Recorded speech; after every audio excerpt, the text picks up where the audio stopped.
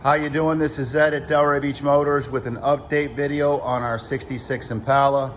We've brought it over to the body shop and started giving the car a new paint job. Currently we have the roof and the trunk stripped down to bare metal. We've pulled the glass out of it. Trunk has been stripped to bare metal.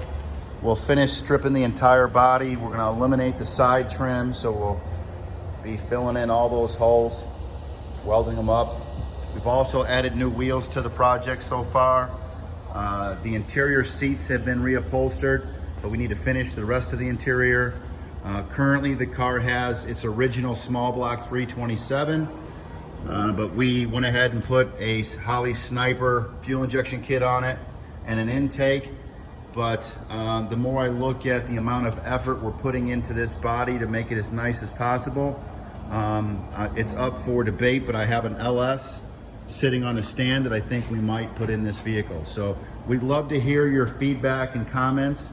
Let us know what you think we should do to it. If you have any questions on the vehicle, you can call us at Delray Beach Motors.